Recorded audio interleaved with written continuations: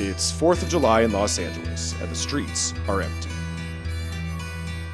The faint smell of barbecue lingers in the air, and the sky is thick with smoke from all the fireworks.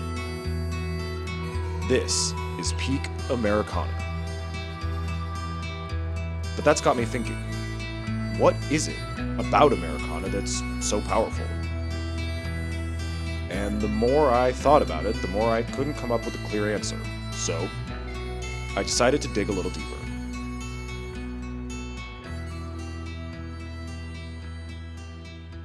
We've all heard the term before, Americana, but lately it feels like that phrase has become really triggering, and people are really fighting about what it means and what it represents in today's world.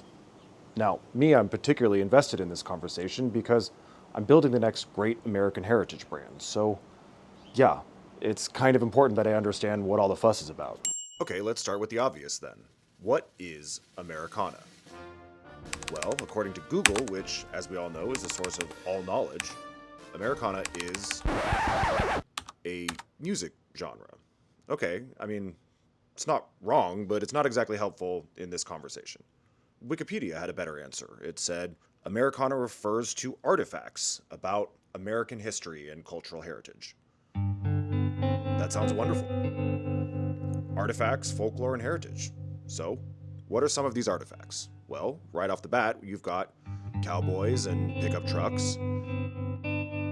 You've got muscle cars and highways. You've got the Great American Road Trip and the Great American Outdoors. You've got New York City and diners and flags and denim and workwear and the golden age of Hollywood.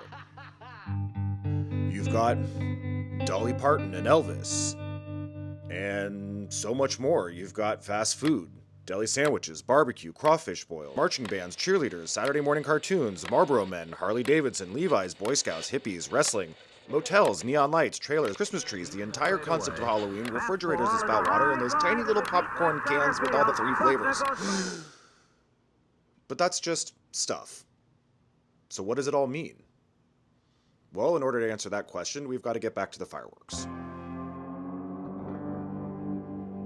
This is Oliver. He's a good friend, he's an art historian, and he's one of the biggest collectors of Americana memorabilia that I personally know. Oh, and he also loves to blow shit up. I figure he might have some good insights into this whole situation. I think one of the most amazing and important things about Americana is that it's a constant reinterpretation of ideals and ideas that we have. I think that the symbols get reinterpreted by every generation, but the common language that's a thread between them is what Americana is, and it's important. And it's recognizable if it's Katie Nolan using a flag to represent the chaos of the 60s and 70s and of protest and of war, or Richard Prince using the Marlboro Man to immediately evoke this notion of the West. Every artist in every generation is able to use these symbols of Americana to make lasting and profound pieces that share the common language. And that, I think, is what's really important. Basically, when we step back, we all want the same things, which is we want to be able to live in harmony with our neighbors, to have a common understanding, to be able to feed our families, to be able to live, not necessarily with people that we agree with, but live in a society that really embodies this idea that we can be individuals but care about the collective. And I think that those symbols are incredibly important today for that reason. Speaking of symbols, let's take a moment to talk about the most iconic symbol of the American aesthetic, the cowboy hat. Now, I have a theory that everyone looks good in a cowboy hat. But why is that? Is it because it's just a really cool shape? Or is there something bigger? So I wanted to ask an expert. My name is Michael Gouveia. I am the Director of Merchandising at Stetson. Now, if you haven't heard of Stetson, I suggest you get your phone out and do a little search. Because John B. Stetson is the man who invented the cowboy hat back in the 1800s. So, Michael probably knows a thing or two about the power of the cowboy hat. So Michael, what exactly is it? It's grit, it's hard work, it's work ethic, it's heritage, it's nostalgia. There's a saying, you don't put on another person's cowboy hat, just because that's just an extension of them. It's kind of similar with food and kind of similar with music. It doesn't matter what you think, basically, or who you are, right? Just so long as you look good in it and you're treating it right, that sort of thing. Okay, so this is where it gets really interesting, all right? If it doesn't matter who you are or what you believe in, then in a way it doesn't really matter where you're from. Now bear with me on this, okay? We all know Americana is more than just cowboy hats and Western gear, yeah? It's kind of an attitude or a spirit that anyone can access, or anything. So by that logic, someone like Arnold Schwarzenegger is pure Americana. I mean, he's an icon, yeah? And he moved here from Austria and built his version of the American dream with his own two hands. Doesn't really get more Americana than that. So in that sense, Americana is really more than just where you're from. It's something that anyone around the world can be a part of. You know, it's that belief that you can move here, start over, and build something for yourself. So I want to talk to someone who's done exactly that. Meet Rufat. Ex-military, ex-Secret Service, and an elite athlete who moved to New York City from Kazakhstan. I've seen him rip 400 pounds from the floor over his head more times than I can count. He trains combat at a very high level with UFC fighters, and he's what you just might call a genetic anomaly. And while grabbing some post-training snacks at his favorite spot, a little Eastern European market in the West Village, I decided to ask him a few questions about his experience in coming to the US. When did you first come to the US? 2016. 2016. Yeah. To New York? Yeah, New York. Like directly? Yeah, like Manhattan, Upper East Side. Yeah, just, From and you've been day here the one, whole yeah. time? Day one. What was it? Building. Yeah, what was it like? Like, what was your first impression? First impression, my ex-wife didn't come to meet me. She was late. And She was American? Yeah, she was American. Okay. First was impression, actually, I was in a cab, and I was like, wow, tree looks same like in Kazakhstan. Trees, everything, nothing different really. And I would say, I think I wasn't impressed first days. I don't know why, maybe it was like shock. But then, like months later, this was like, for me, New York was like a big magic land. I don't understand where I am, what I am, where I am now. I just walk on the street, a lot of people, very interesting. You know, I think Rufat's actually onto something. America is this kind of magic land. Yes, Spencer. This is British actor Russell Tovey. He's spent a lot of time in the US over the years, and he's even played an American in a whole bunch of stuff. I figured he's someone who's pretty familiar with the magic of Americana. When did you first come to the US?